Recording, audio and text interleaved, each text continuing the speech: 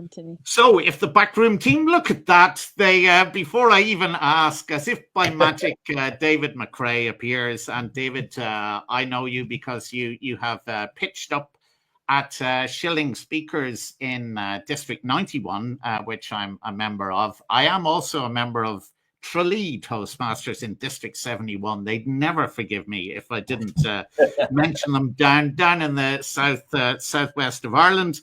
But David, I want you to share with everyone what club you're from and how long you've been in Toastmasters. Yeah, I'm a good old dual member. My physical club is Haymarket Toastmasters in Edinburgh, and my online club is Edinburgh Advanced Toastmasters. Technically Edinburgh, but also everywhere as well. And I'm about to have my 9th Toastmasters birthday in August. Oh, many happy returns. Many happy returns. I'm delighted for you. And I noticed on your LinkedIn page, and LinkedIn pages are wonderful things to navigate through, that you have 23 contest awards. 23. Oh, 23. I'd love for it to be 23. It depends when you start counting. So I have won the division 10 times, which is Scotland. But this is my first district, UK and Ireland. So I've been working on getting to district for a while. And then this year I managed to finally cross the line. So yeah, I'd say 11 national contest wins, and obviously a few more when you count every contest Brilliant. I've ever been in. and because you enter so many contests every year, I think it's important to tell the audience listening that you are the District 71 Evaluation Contest Champion. Right. Yeah, what that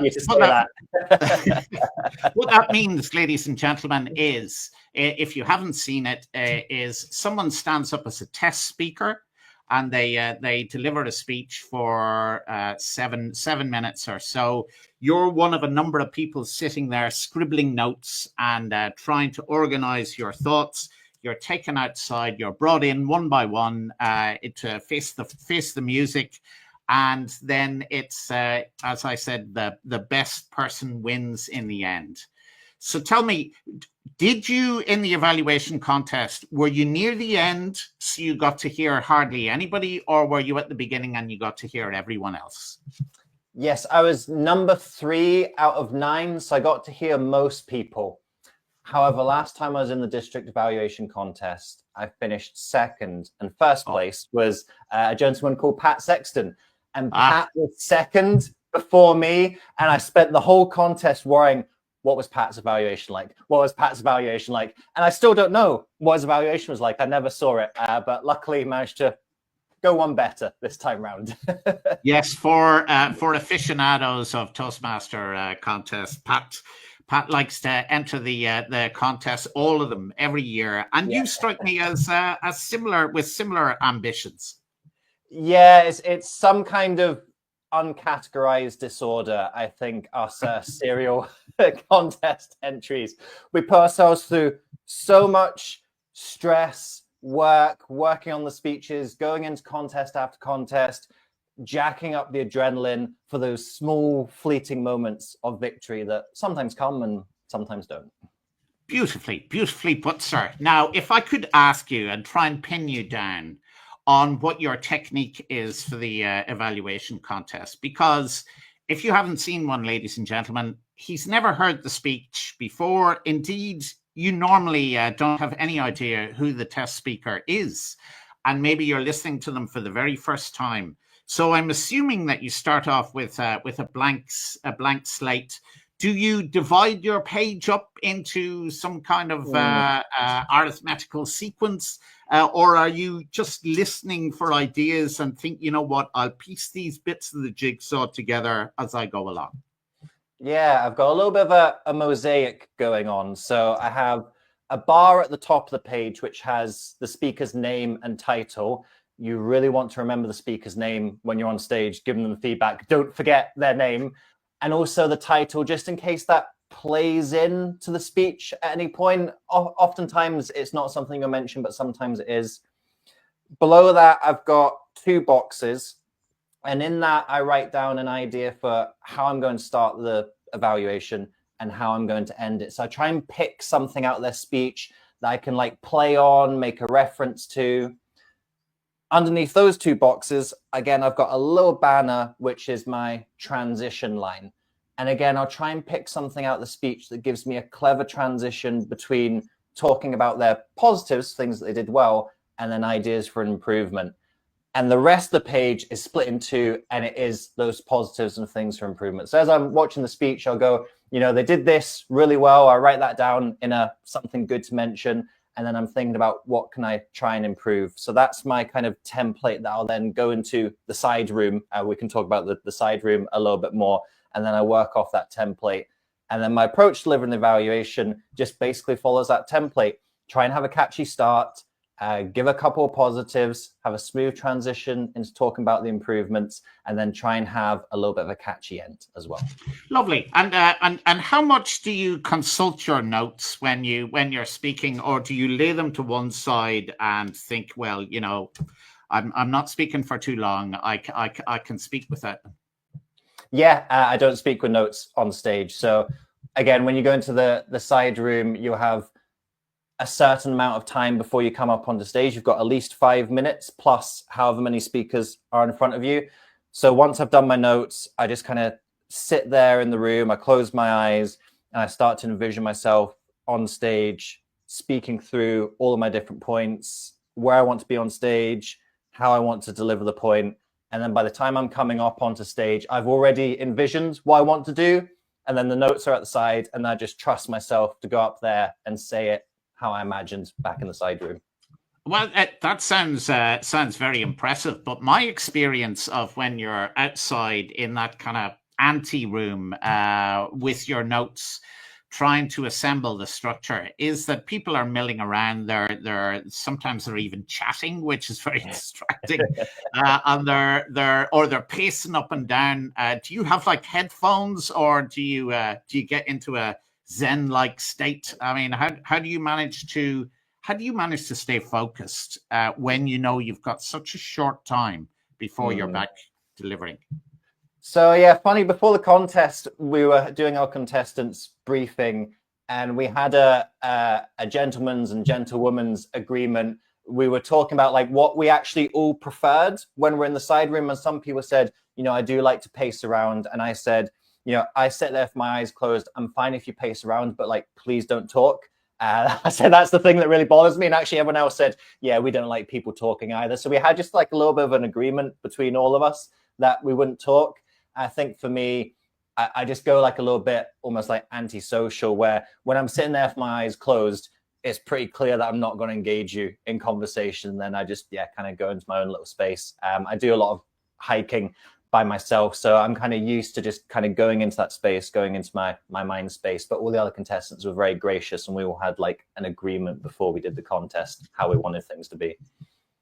And I once asked someone who had finished second in the overall World Championship of Public Speaking whether they were disappointed at coming so close, at being so close and yet so far, or were they thrilled out of 20,000 people they had finished second in the whole wide world? Which where do you tend to finish when or end up when you finish like second in division or district contests? So it's funny, they did a study on Olympic medalists who's happy after an Olympic medal, and obviously they found the gold is the happiest, but they actually found that the bronze is the second happiest. The bronze person looks at, wow, I managed to beat all these other people and sneak a bronze. Whereas the silver doesn't look at all the people they beat. They look at the one athlete or the one team that they didn't beat. And to be honest, I usually fall into that camp a little bit more. I go, I was so close, but there was something. I believe when you finish second, there's something that you could have done to finish first. I very rarely, in fact, I don't think I've ever been in the situation where I go, first place was just leagues above me. I go, they did these couple things a little bit better than me. And maybe if I changed these couple things, the roles could have been reversed. So honestly, I normally fall into a place of regret with second. But yeah, I'm usually chuffed with a third. Normally when I finish third, I kind of know that I wasn't good enough to win. Either the speech wasn't good enough, my performance wasn't good enough. But when I finish second, yeah, I normally consider that one that slipped away. Well, I think that's the best tip that you've given us during our discussion together, David, is to learn from each of the speeches that you deliver, look back on them, analyze the competition, and then realize, maybe if I did this different, and that possibly explains the addictive nature of this whole contest and why we keep coming back. Yeah, I think so. As I kind of hinted at earlier, it's peaks and valleys. When you don't win, it feels terrible. When you win, it feels amazing. So the easiest question of all for you, David, before I move on to our third winner, will we see you back competing again next year? I've got one contest to defend and 3 more to win. I'll be back. Of course you will. Of course you will, my friend. And the very best of luck with it too. Thank you. Perfect. That's no problem at all. And Elizabeth has a question for David. David, what tips can you offer for active listening under the pressure of a contest? Practice would be one. The more you do it, the better. I think everyone has talked in some way about you keep on doing it and you get better at it. For me, I think what really sets evaluation apart is it's not always hearing what's there, it's hearing what's not there. And actually, if I was to draw upon Coletta's answer there, so if I'm listening to a story and I go, I can't see the scene, I can't see the character, I'll then go, well, what's missing? Why can't I see the scene? Why can't I see the character? So actually, I'm listening to what's not there. And then I'm thinking, okay, well, if that's not there, what could I suggest to make that there? Or if someone is, they're trying to make an argument, but I almost like, sometimes you listen to someone, you don't quite believe them. They don't sound like they've got the conviction and the boldness in the statement. I go, well, where could that conviction come from? Where could that boldness come from? So actually, I think an evaluation, active listening is good, but I actually think it's almost listening between the lines that really sets you apart for a great evaluation. Lovely. That's another splendid answer. And so happy to get first. I'm sure it was really close in the numbers.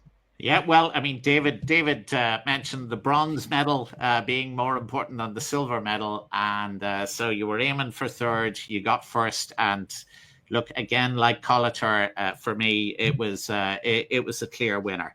So I have a question for all of you now, and what we're going to do is I'm going to ask you in this order. I'm going to start with David, and then go Peter, and then John and Collator for reasons that will be obvious in a second. So here's the question. The question is,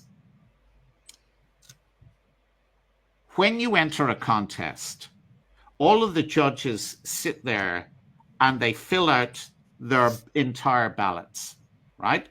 But at the end, they just pull off the bit at the bottom that has a 1, 2, 3 on it. And they then destroy the other bit with all of the marking scheme on it. If there was a way to anonymize all of that data, so you could see how you performed relative to everyone else, would you be interested in seeing that? In fact, would you pay to see it? And so that question goes to David first, or would you rather think, I've won, I'm through, I'm not going through all that business? What do you think? Yeah, now I know why you asked me first. It's about evaluation. Yeah. So at Toastmasters, we have this obsession with evaluation, don't we? Everything gets evaluated. The people who do the evaluations also get evaluated. And then we go into contests, which is like the most high stress, high stakes thing that we do in Toastmasters. And we've got no idea why we finished where we finished. So yeah, I would 100% want to go and see the judging results. I want to see that breakdown. And I think I said this in my one-to-one of like, what's that difference between positions? Because then you start to see those small 1%ers that turn me from a good speaker into a great speaker into an amazing speaker. Even when you win, okay, yeah, winning's great, but you don't know if you just kind of sneaked the win because you were lucky or you really, aced the show. So yeah, I would 100% want to see the. And could you? I'm gonna force you to. I'm gonna put a price on it. What would you pay for it, or would you just want to see it and you wouldn't pay for it? I would pay more and more higher up the contests. I wouldn't pay very much for a club judging form, but a district or a world semi-final, yeah, I might be starting to go into free figures to pay for that. Ooh, okay. And our next contender, please. So same question to you. You get the data from the contest. It's all anonymized, so you're comparing yourself against everyone else. Would you be interested in that, and would you pay for it? I think. I hope that I can ask a question as I couldn't on YouTube Live. Would love to hear Peter's winning speech and its many other forms. In fact, would love to have been at the D71, D91 contest if they could stream the contest in the future. Cost, transport, mobility, and responsibility limits of possible enjoyment from the world. So I'm going to form a question out of that, and we will ask the question, our final question of the day, in the same order. So here we go to David first. Do you think that the move back to in-person contests only is absolutely the right thing for Toastmasters International, or do you feel that they're missing a trick by excluding people using technology just like this from being able to compete anymore? And whether, as Geeta says, whether it's people who can't travel because of their disability or their responsibilities. So is it the right thing to do to move back to in-person and on you go, or are they missing a trick? What do you think, David? I think they're missing a trick, Anthony. I did an interview with Verity Price, who's the 2021 world champion of public speaking. And she said if the contest hadn't been virtual that year, she wouldn't have entered. She had just had a baby, she had childcare commitments, and if she'd been doing all the physical contests, she wouldn't have entered. So we wouldn't have seen a world champion because of childcare commitments and all the other responsibilities that people have. And I think that COVID and going online has shown us that there is a hybrid reality. Even for myself, like I've traveled to the last two district contests in person. It's cost me about £1,000 each time. Certainly for the one in Ireland, it cost me about £1,000 to go. And I think we're pricing people out. And I don't think people should be able to compete, and they shouldn't be restricted by their mobility, by their childcare, by their work schedule, by their finances. The best people should be at the contests.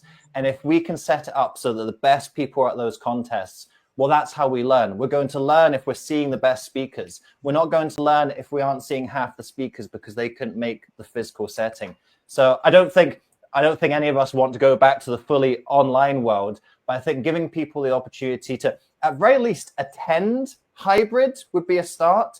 And I think there's still a place for competing hybrid as well.